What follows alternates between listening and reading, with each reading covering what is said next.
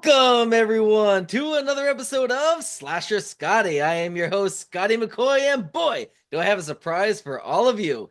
I have on Zoom with me right now John Morris, who played, or shall I say, voiced Andy in Toy Stories 1, 2, 3, and 4, and Mary Gibbs, who voiced Boo in Monsters Incorporated. And I'm so excited to have you guys on. You guys aren't my first non-horror guest, but I'm glad to have you on. You are my first guest, I think, since summer because I'm in grad school. So, how you both doing this evening? Good. Also in grad school, so I feel you, just busy, always trying to study. But I hear yeah, you.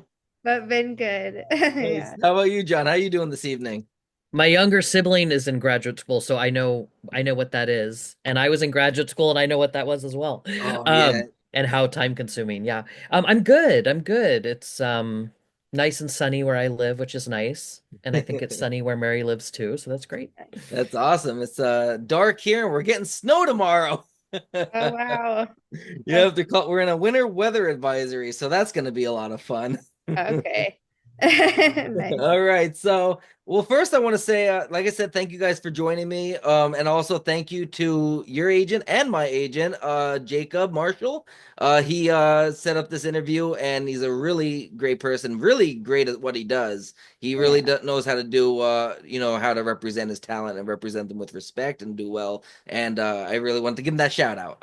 He's probably gonna kill me for that, but I want to give him that shout out. Oh, that's And before we get into the questions, I do want to promote something, and I will talk about it more at the end. But you both are going to be doing your very first convention in the United Kingdom, the Oxford Card Con in Oxford, England. So that's going to be a lot of fun. We will get into that a little bit at the end, near the end of the interview, and I have a question about that for you both. But just wanted to get that out there for people at the beginning. If you're in United Kingdom, specifically in the Oxford, England area, go stop by the Oxford Card Show and go and meet John and Mary because who wouldn't want to meet Boo and Andy. All right, so I guess the first question is for both of you guys. If you want to answer it, I guess we'll let John go first. And it's basically just an introduction about yourself. How did you get your start into acting? So I was 6 years old and I took an acting workshop in San Francisco called Kids on Camera. Okay. And we did some on camera, we did some voiceover, we even did some modeling. Mhm. And I really enjoyed it and I had a great time. And at that age, too, I was always kind of like entertaining my family and their guests at dinner and things. And so then there was an agent showcase at the end of it. And I was lucky enough to get an agent. And then I just started auditioning for things and booking some things. And the rest is history, as they say. Nice, nice. What about you, Mary? All right, warning, you might hear my dog whining in the background. I'm trying to keep her at bay, but so I got into it because my dad was a storyboard artist at Pixar and he worked collectively at Disney and Pixar for about 30 years. Nice. And when he was working on Monsters Inc., I was about 2.5 years old. And originally they just needed a little girl just to draw. And so, they weren't trying to get me into acting. That wasn't the goal. But he just raised his hand in the meeting and ended up bringing me in. And that's one of the reasons Boo has pigtails actually, because my mom would always put my hair in pigtails for that. But as that, I was like just really comfortable in that environment, and they were just like, well, let's just try to bring her into the actual studio and see how she does. Typically they do have older people do kids' voices. I know John was also younger, which is it's cool, it's when that happens. Yeah. But yeah, they just brought me in and I guess I just walked in like I own the place. And That's yeah, I don't awesome. know. It was just kind of right meeting at the right time for me. Um, so yeah. Nice. And this next question is for both of you. I have to mention this first because this is like okay, so I don't know if you ever heard of the game. It's on Nintendo Switch. It's on PlayStation 5 or PlayStation 4 as well. It's Disney Dreamlight Valley. Oh, Yeah, oh my I guess gosh, I've been addicted. I don't normally get I'm addicted addicted. to games.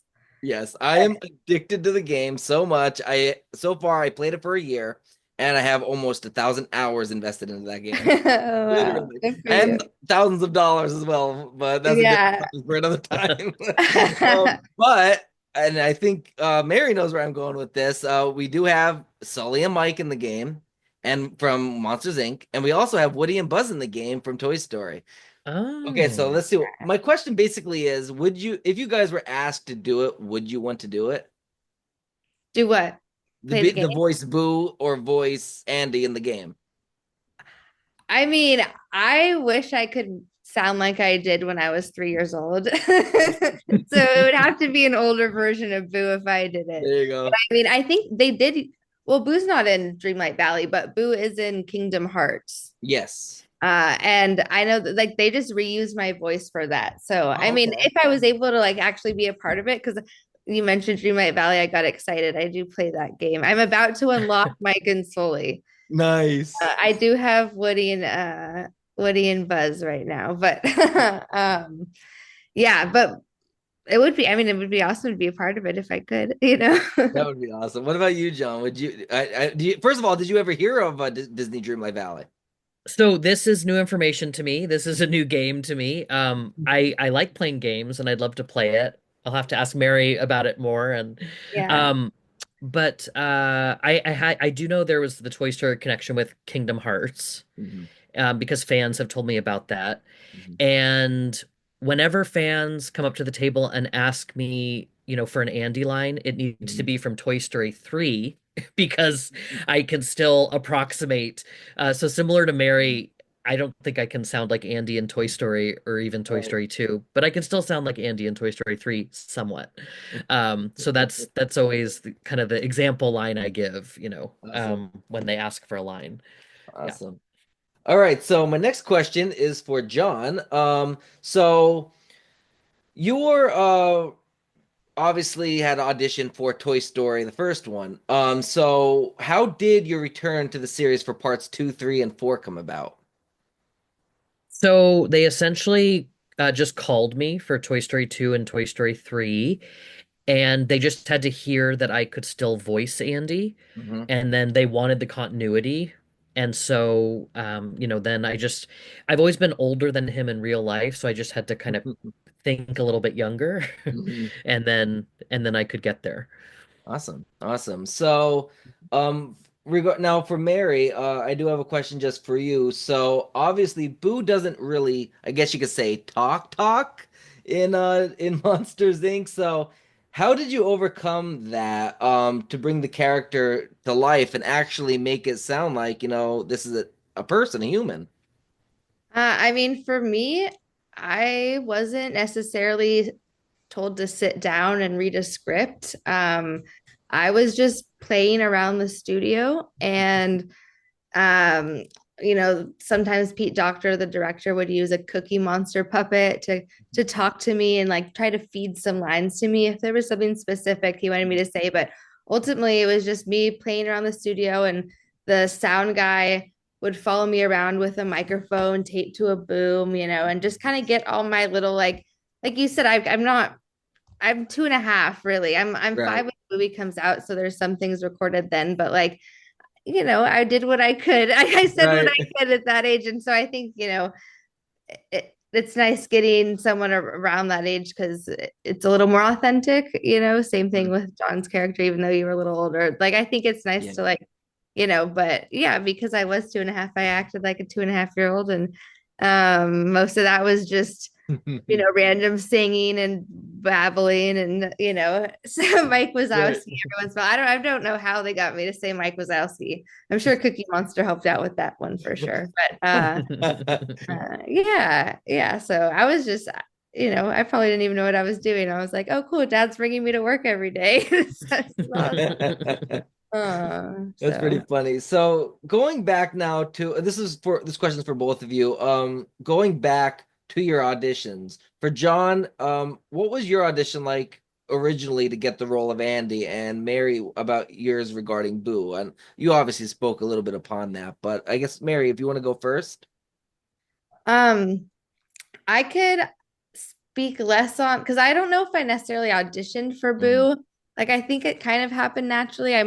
I mean, I'm assuming they looked at other people as well, you know, but Yeah. I think it was so early on that they were just working with me with like the drawing process. Um, you know, moving forward after Monsters Inc., I auditioned for a couple of things. Like they wanted to be Bam Bam and Flintstones. I don't know, a couple of things that they wanted me to audition for. And I remember going and it was kind of like very like pageanty. Everyone was in these like very pageant dresses and so that was, I don't know, just to speak on some sort of audition. That's why I threw that in. But yeah, I Right. don't really remember much from the audition for Monsters Inc., unfortunately. But Right. What about you, John? So I was 7 and it was sort of an open call for Andy, Mhm. and they said to bring our favorite toy to the audition, and Mhm. I brought all my X-Men figures, Mhm. and which I was playing with at the time, and I still have them. And my mom said, "Oh, you have to pick one of them. You can't bring all of them." And I said, "No, I Wow. have to bring all of them because they're all part of the same world, and I need all of them." Nice. And so I brought them in like a huge carrying case, which then kind of made the Pixar creative team laugh because I had like all these toys, not just one. And then I just sort of launched into play with them and I was voicing them and, Mhm. you know, Storm and Wolverine and Professor X. And then they later told me, you know, that's how we pictured Andy playing, you know, and creating the voices just like you see at the beginning of Toy Story and throughout Toy Story 2 and in Toy Story 3 as well. mm, Awesome. That's awesome. love that So story. yeah, that's awesome. And that sounds like me. I have this collection of game from like games that are from the 90s. You know, Banjo-Kazooie. I don't know if you know Banjo-Kazooie from the Nintendo 64. That's like my favorite game. And I have like I have like this Etsy addiction where I keep buying all these collectibles and putting them. That sounds like what I would be doing. I'd be like, I need to bring all these Banjo-Kazooie collectibles. That is who I am.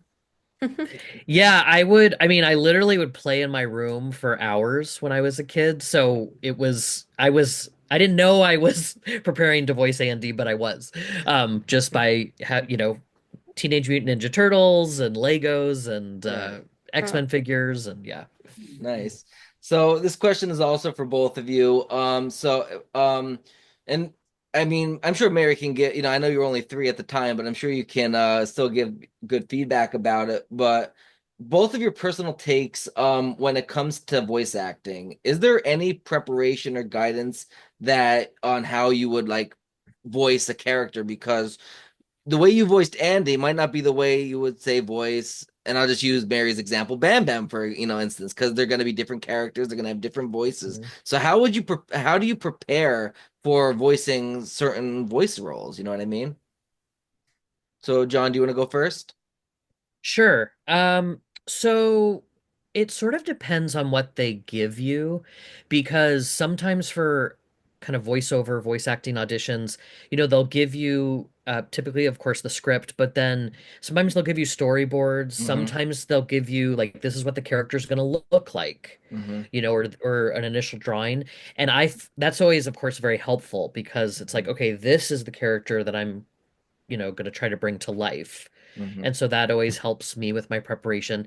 If that isn't the case and it's just the script, it's really using my imagination Mm-hmm. and drawing from my personal experience. Mm-hmm. You know, and I actually teach voiceover and voice acting, and I always tell my Awesome. students, you know, acting is within voice acting. So it's Mm-hmm. really about personalizing it. It's about drawing from your own experience and stepping into the character's shoes. Okay. Um, and so I always kind of bring myself to it, but then it does feel like I really am stepping into, you know, someone else's shoes. Right. Now, when you do voice acting, and I'll get to you then, Mary, with that question. But when you get into voice acting, do you actually read off the script when you're doing the voice, or do you have to memorize your lines like you would if you're on screen as an actor? So we're lucky in that typically the script is in front of us. Hmm. But that being said, I don't memorize the scripts, but I make sure I'm really, really Hmm. familiar with them so Yeah. that I'm not relying on just having to look at the words. Yeah. But we do have the words in front of us, which Okay. is kind of a benefit, Yeah. especially. I work with some students who have a hard time memorizing lines, Hmm. and so it's like, well, voice acting is perfect for you. You don't really have Yeah. to worry about that piece of Hmm. it. Yeah. That makes sense. Yeah. What about you, Mary? Do you have any advice in that context? So like you said, I was really young with Monsters Inc., but I did do one voiceover project so far since Monsters Inc. And Mhm. it's called Heroes of Extinction. I got to work with C. Andrew Nelson, who's one of the Darth Okay. Vaders. He's a director. And so he ended up approaching me, asking me to be a part of this project. And I was like, I haven't had any acting experience since Monsters Inc. Hmm. And that was not necessarily acting, that was just me playing around. Right. Um, and so I could speak to that of like going in. I was definitely, since I don't have that acting experience, I was pretty nervous. And I actually, it's probably unconventional and not like the correct way to do it, but I wouldn't necessarily read and prepare and look over the script so much because I just wanted my raw emotions. And that's how because I was like, I'm going to get in my head. I don't necessarily know how to act, but what John said about really stepping into someone's shoes and like playing on past experiences, that's what Andrew taught me. And like I was really grateful to work with him because I was kind of like getting acting school, like right one-on-one with him. Right. Because he would, if I had to be mad or whatever emotion, he would like, talk to me and be like, okay, what's this time when you've experienced these emotions in your Yeah. life? And like, okay, let's tap into that. And so he would kind of walk me through experiences like that would kind of prepare me for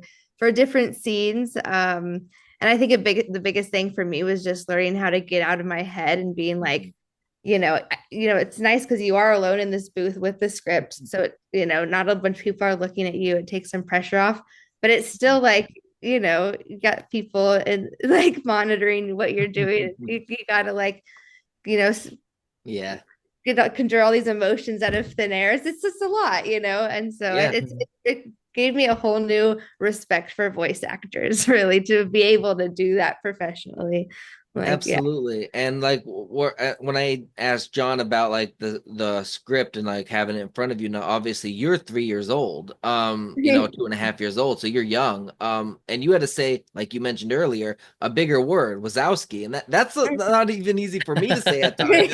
That's a pretty, that's a unique name type of thing. So how did they get you to properly say that? Did you have to keep redoing it, or did they coach Yeah, you? I'm assuming, like I mentioned before, I know they definitely use. I've heard the story being told to me of like using the Cookie Monster puppet to Hmm. say, like, say they wanted me to say kitty in a certain way, like Hmm.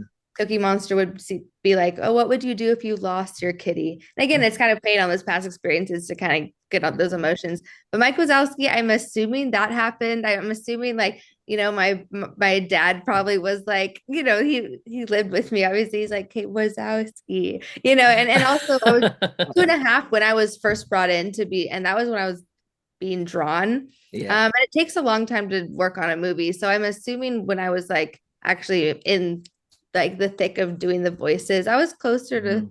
3.5, 4, where you're kind of developing more of Yeah. a like say things a little better. So Yeah. but they definitely had to get creative working with such a young kid, I'm Yeah. sure. So. That's definitely a way to Mhm. to find to like tune up your fine motor skills as a child, you Oh know. yeah, yeah, exactly. That's probably why I could talk so fast now. So, you both are going to be appearing at the Oxford Card Show in Oxford, England, which is super exciting. Mhm. And that's, I mean, anybody in the United Kingdom definitely go over out there to, if you're in the area to meet John and Mary. So, as I mentioned, it's your first con in the United Kingdom. So, um, I know you have a pretty big fan base in the UK. So why should people come out to this convention and how can they get tickets to come and see you? Like, what would they expect at this convention? So I guess, John, do you want to go first? Yeah, sure. So I think it's fairly traditional in terms of being, like a Comic-Con where we're each Mhm. gonna have a table and we're gonna be next to each other and folks can come to talk with us and then we can sign autographs for them and we Yeah. can, I personally, Mary can speak to what fans bring her, but usually people will bring me like their Woody and their Buzz from home. Hmm. And then we'll also have, a lot of items on our tables available to sign for them. Awesome.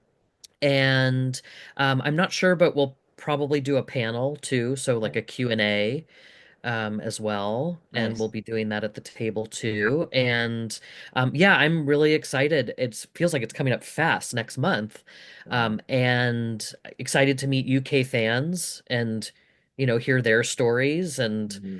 I always ask fans if they have a favorite Toy Story movie or a Hmm. favorite memory watching them, and it's always fun and valuable for me to hear Yeah, those stories. that's awesome. What about you, Mary? Yeah, I mean similar, but I know there's gonna be a couple other actors there, and like John said, we all have a booth, and we're Hmm. there just to meet people and hear. I love hearing stories about just how Monsters Inc. and just Pixar and Disney in Hmm. general has like influenced people's lives. Like hearing those stories are awesome, and like so come Hmm. with those stories, and then any questions, we love answering them. And then again, yeah, I bring stuff to sign. I've had people bring like my favorites, the original VHS, the blue one, the monster, the old Monsters Inc. one. And then there's like, Boo dolls. I've all sorts of things, trading cards. I love when there's something new that someone brings that I've never seen before. Hmm. Hmm. Um, and then yeah, we'll have some pictures and stuff too, but just, ultimately just excited to Awesome. meet people and just yeah, connect with fans who've loved Monsters Inc. and Toy Story, and Hmm. Comic Cons are a great place just for people to be Yeah, themselves too, and absolutely. it's my first time even like in that area at all, so I'm Yeah. excited just to. That's Hmm. exciting. That's exciting. And John, I do have another question for you. I actually did forget to ask it, and we know that Toy Story 5 is coming out, or Hmm. for I don't know the exact date, but are you going to be reprising your role in that, or are you allowed to say? So, Toy Story 5 is slated to come out June of 2026. Okay. And the honest answer is I hope Andy is in it, but I don't know yet. Okay. And so my fingers are crossed, just like others. But I'm not sure that's where the story is going to go. Okay. I know, that, and it's been announced that it's going to focus on toys versus technology Okay. and like kind of like kids on screens now, Hmm. and which is very timely, obviously. Yeah. Um, and so yeah, I wish I could confirm it, but I can't at this Okay. point because I don't know. But I hope Okay. Andy's in That would be it. great. And I mean, I'm Yeah, sure every Toy Story fan, including myself, would really hope Andy's in it because Andy's the one that really started it all. He's the one, the one we know, he's the first. And then they brought in yeah, Bonnie, but now Andy is an adult, so maybe Andy's kids, could be, right. you know what I mean? Could end up Yeah. having toys now. That would be really cool. Yeah, I've heard from so many fans at events that they want the whole story to come full circle, Yeah. and so I hope I hope that's the case.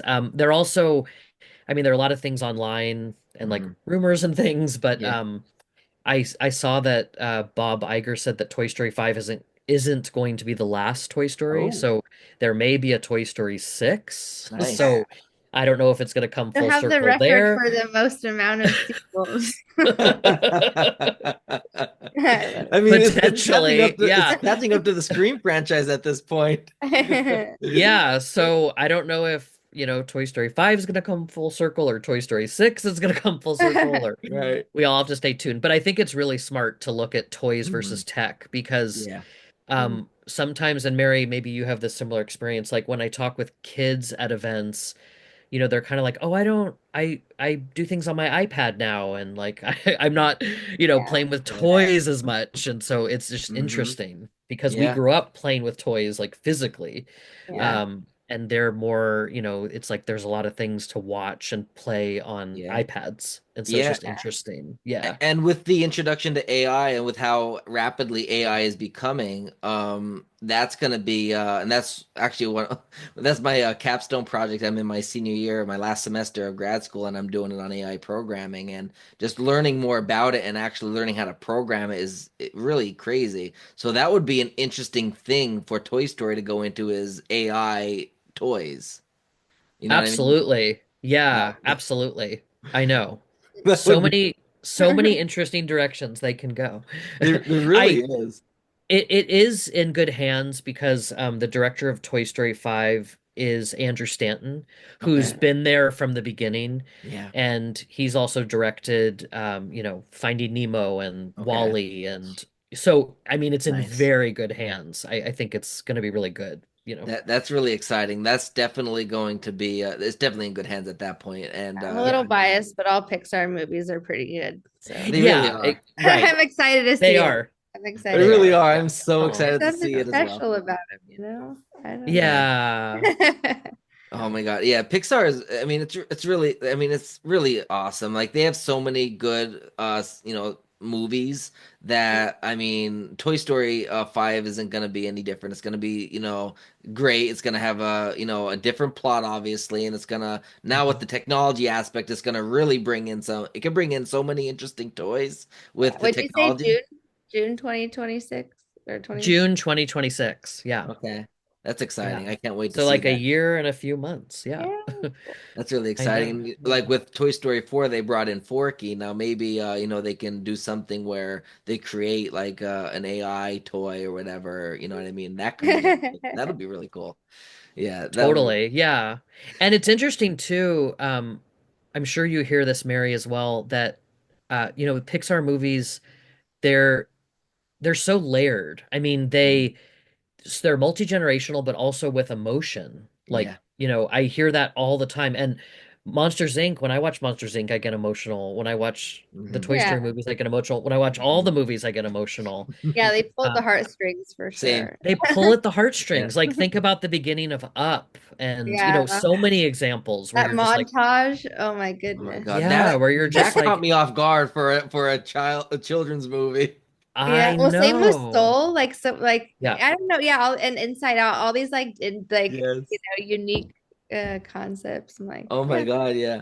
so I'm sure. Yeah. And Or usually like, yeah. when they get sequel after sequel after sequel, they don't necessarily get good. Like they usually go downhill. Toy Story's been consistently good. It is true. Yeah. Toy Story's been consistently good. Agreed. Bias aside. That being said, every fan has their favorite, and it's interesting to hear, you know, their Yeah. perspectives on this is my favorite or these are my two favorites. I don't Yeah. like this one. It's yeah. Yeah, I liked two better. And the funny thing is I remember seeing it, but off the top of my head I can't remember what the main plot was. Isn't that the one with the cowboy guy? With the Three. prospector. Yes, Yeah, Prospector. That was prospector, and two. that's Yes. yeah, and that's when we meet Jesse and Yes, Bullseye. that's right. Yes, that's my Yeah. favorite one. Yeah. Yeah, yeah, Yeah. yeah. That's a good So one. it Yeah. was a very good one. Yes. Yeah. I And looked them all. I just remember being traumatized by the furnace scene, Toy Story 3. oh Oh my yeah. God, that was Oh yeah. That terrifying. was traumatizing. So Yeah. I was thinking to traumatizing. myself, what's going on right Oh now? my What's God, going on? everything else so Yeah. good. They're not going to kill these toys, Yeah. are they? Oof. I know. Oh, The relief when they get oh rescued. Yeah. yeah. Yeah. Yep. You deep No, it's down, you true. know they're not going to let this happen, and they're not going to traumatize literally a universe of children watching this movie. But Right. right at the nick of But time, they're they're gonna like, get "Wait, close. Yeah. what?" Yeah. Yeah. Oh. Absolutely. So Oh. the last question I do got for you both is basically anything to promote. I mean, obviously we promoted the Oxford Card Show. Do you have anything else that you're going to be that you want to promote to the listening viewing audience, whether it's social media, websites, future projects, other conventions, or anything? Mary, you want to go first? Okay. I have a few in March. So the one in Oxford is the last weekend of Mhm. March. San Antonio is the second weekend of March, the 6th through the 8th. Hmm. I'll be in San Antonio, Texas, and then I'll be in Boston the weekend before Oxford. It's going to be a busy March for me. But Nice. if you're in Texas, Boston, or London, you can come meet me in March. So those are the big things. Yeah, Visual Boo is my Instagram. I'll normally post where I'm at for Yeah. Comic Cons. Yeah, Nice. yeah. Nice. What about you, John? Yeah, so my Instagram is at John Charles Morris, Hmm. and similar to Mary, that's where I post all my upcoming Hmm. events. And I'll be with Mary in San Antonio in March, and then of course we're going to Oxford, Mhm. and then folks can follow me on Instagram, and then my email's there if they want to reach Okay. out to me directly. That's another way. And as I mentioned earlier, I teach voiceover, I teach voice acting on Zoom. So sometimes folks have questions about that, or they want to sign up, and they can do that there. And I'm also on Cameo if people would like a Mhm. shout out, and the Perfect. link is there too. Yeah. Awesome. Sounds good. And I'm gonna have to get on Jacob and get you guys down to Baltimore because I really want to meet you guys as well. Yeah. Oh, that'd be fun. That would be Yeah. a lot of fun. Yeah. And then just to let everybody know, thank you guys for joining me first of all. I'm gonna be just for a quick plug for me, I'm gonna be at this is ways away, but in October I will be doing my first convention, signing at the Carlisle Comic Con. I will be having copies of my book there. I have three books out now. The fourth one's coming out next month, and then the fifth one of the month after that. It's all a series of called Under the Tales of Halloween banners. So come out, and I'll be signing copies of that. If you want to come out to that as well. And I'm on Cameo as well. Follow me on social media Slasher Scotty, on X is Slasher Scotty one, and then Facebook and on Instagram Slasher Scotty.